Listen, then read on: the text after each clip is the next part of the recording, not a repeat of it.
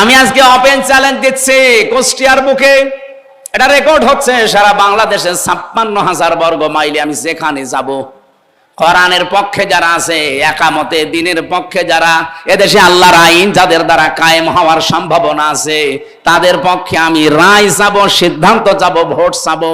কেউ নিষেধ করলে আমার নিষেধ করেন, কারণ আল্লাহর সাথে অন্য কাউকে জোর করে যদি কেউ ডাকে ওটা হচ্ছে শিরিক। আপনার সাথে আত্মীয়তা করা জায়েজ নেই। একটু কড়া হয়ে যাচ্ছে। না না, কিসের কড়া, এখনো শুরু হয়নি। এদের সর্বোচ্চ চাহিদা আছে একটা মসজিদ আর একটা মাদ্রাসা পেলেই হবে, কারণে তারা ফতোয়াবাজি এখন করছে একামতে দিনের বিরুদ্ধে। দূরে আমার ওই তাহেরি ভাই ওয়াজ করছে, আমি মাঝে মাঝে আলোচনা বন্ধ করে দিয়ে একটু শুনছিলাম, দেখি ভাই আমার কি বলে। উনি আয়াত পড়লো ঠিক, কুল হুয়াল্লাহু আহাদ। হে নবী আপনি বলেন আল্লাহ এক। এ নবী কোন নবী? এ নবী ফাতেমার বাবা। এ ফাতেমা কোন ফাতেমা? এ হাসান হোসাইনের মা। এ হাসান হোসাইন কে জানেন আপনারা? কারবালায় শহীদ হয়েছিল হোসাইন। আমি আপনাদেরকে হোসাইনের জীবন কাহিনী শোনাবো। আয়াত পড়েছে কি? আর তাফসীর হচ্ছে এরকম। কারবালার কাহিনী যদি ২.৫ ঘন্টা না ৫.৫ ঘন্টাও আমি বলি, কারো গায়ে লাগবে না। কিন্তু কারবালার যে ২৭টা শিক্ষা আছে, ২৭টা বলা লাগবে না, ৭টা বললেই জালেমরা মাহফিল বন্ধ করে দেবে। ও তো একটা শিক্ষাও বলবে না। শুধু চোখে পানি না আসলে আন্দাজে কান্নার ভান করে এমন ভাবে টান দেবে মনে হচ্ছে বিশাল তাফসীর হচ্ছে, অথচ কুল হুয়াল্লাহু আহাদ দিয়ে আল্লাহ তার একাত্মবাদের ঘোষণা দিয়েছে, তার ধারে কাছেও নেই। আরো কি করে শিরিক করা যায়, সেই শিরিক গুলো ওই যে ইয়ালি বাবা, শাহ আলী বাবা, কেল্লা বাবা, ফতে বাবা, এগুলো শিরিক না?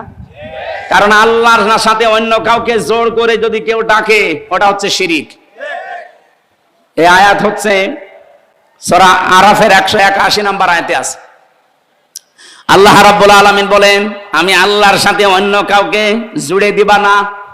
যদি আমি আল্লাহর সাথে অন্য কাউকে কেউ জুড়ে দেয়, যারা এলাহাত করবে, বাড়া কমা করবে, এর ভেতরে জুড়ে দেবে, তোমরা তাদের সাথে মিশে ডাকবা না। এ ঘোষণা কার? অথচ এরা যে আল্লাহর সাথে জুড়ে দিয়েছে, আলী বাবা, শাহ আলী বাবা, কেল্লা বাবা, প্রকাশ্য শিরিক কিনা বলেন? আরো জোরে বলেন। এই জন্য আমি এক কথায় জবাব দিই, শিরিক কিন্তু অনেক প্রকার আছে, সবগুলো আমার আলোচনার বিষয় না। শিরিক বিল জাত পেয়েছি তাফসীরে, শিরিক বিল সিফাত, শিরিক বিল ইখতিয়ারাত, শিরিক বিল হুকুক। আমি একটা একটা করে ১২০ প্রকার পর্যন্ত পড়েছিলাম। এক কথায় জবাব হচ্ছে, আল্লাহ যেটা পারে পৃথিবীর অন্য কেউ পারে। আরো জোরে বলেন। যদি কেউ বিশ্বাস করে যে না অন্য কেউ আল্লাহর মতো পারে, সে সঙ্গে সঙ্গে মুশরিক। আরো জোরে বলেন, বলেন বলেন। তো পৃথিবী চালাতে পারে কে? না মা দুর্গাও পারে? এ পৃথিবী চালাতে পারে আল্লাহ, অন্য কেউ এখানে আর শরীক? আরো জোরে বলেন। এ দুনিয়া চালাতে হলে আইন লাগে, আইন দিতে পারে শুধুমাত্র একমাত্র কেবলমাত্র কে? অন্য কেউ পারে? তাহলে এই কথাই তো বলি আমরা, অন্যের কোন আইন এই পৃথিবীতে যদি চলে, কেউ যদি চালানোর চেষ্টা করে, সে মুশরিক। কারণ শিরিক করেছে সে আল্লাহর আইনের সাথে। আর আমাদের জীবনের প্রথম কথাও যা, শেষ কথাও তা, যে এই জমিন আল্লাহর, আলাহুল খালক ওয়াল আমরু, আইনও চলবে আল্লাহর। জীবনে আমাদের আর কিছু না থাক, অন্তত এইটা আছে। যারা বাংলাদেশে মিথ্যা কথা আমাদের বিরুদ্ধে ছড়ান যে আমাদের নাকি আকীদা ঠিক নেই, আরে ভাই আমার আকীদা হচ্ছে আল্লাহর জমিনে আল্লাহর বিধান চালু করব, এটা আমার আকীদা। আপনার আকীদা কি বলেন তো? আপনি আপনার আকীদা যদি থাকে না আমার এই জমিনে আল্লাহর জমিন আমি মানি, কিন্তু আইন চলবে আমার বাবার, আপনি মুশরিক। আপনি যদি বলেন আল্লাহর জমিন ঠিক আছে মানি, কিন্তু আইন চলবে আমার স্বামীর, আপনি মুশরিক। আমার আকীদা সাফ, এই জমিন আল্লাহর, আইন চলবে। আরো জোরে বলেন। সুতরাং আল্লাহর এই জমিনে আল্লাহর আইন বাদে অন্যের আইন যারা প্রতিষ্ঠা করার জন্য দল করেন, আন্দোলন করেন, মিছিল মিটিং করেন, ভোট দেন, আপনি মুশরিক। আপনার সাথে আত্মীয়তাও করা জায়েজ নেই। একটু কড়া হয়ে যাচ্ছে। না না, কিসের কড়া, এখনো শুরু হয়নি। আমাদের এই দেশে, এই পরিবারে, এই সমাজে, এই রাষ্ট্রে, এই পৃথিবীতে এখন অনেকেই বিভিন্ন আবরণ দিয়ে নিজেকে আড়াল করে রেখেছে। কেউ জুলুমের চাদর দিয়ে, কেউ শিরিকের চাদর দিয়ে, কি কথা বুঝতেছেন? কেউ বেদাতের চাদর দিয়ে, কেউ কুফরের চাদর দিয়ে নিজেকে আড়াল করে রেখেছে। যখনই আপনি তাফসির করতে যাবেন ওইগুলো সব উন্মুক্ত হয়ে যাবে। পৃথিবীর মানুষেরা টের পেয়ে যাবে যে এটা তো জাতির সর্বনাশ করছে। এই জন্য এত বাধা দেয়। যারা জুলুম করে তারা চিন্তা করে আমার তো অন্তত আবরণ দিয়ে ঢাকা আছে, জুলুমের আবরণ, কেউ তো টের পাচ্ছে না। তো কোরআনে কারিমের তাফসির করলে বুঝে ফেলবে জাতি যে এটা জাতির সর্বনাশ করছে, এটা জুলুমকারী, তখন সোচ্চার হয়ে যাবে আমার বিরুদ্ধে। সুতরাং এইটা যেন বন্ধ হয় যে কোনো কায়দায়। আর এই স্বভাব ছিল ১৫০০ বছর আগে আবু জেহেলের। কার? আল্লাহ রাব্বুল আলামিন বলেন আল্লাযীনা কাফারু লা তাসমাউ লিহাযাল কুরআনি ওয়ালগাউ ফীহি লাআল্লাকুম তাগলিবুন।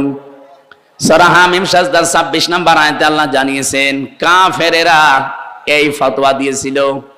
আপনি শব্দের দিকে খেয়াল করেন, আল্লাযীনা কাফারু, যারা কাফের তারা এই কথা বলেছিল, লা তাসমাউ লিহাযাল কুরআন, যা করবা পৃথিবীতে করো উন্মুক্ত তোমাদের জন্য, কিন্তু এই কোরআন শুনতে যেও না।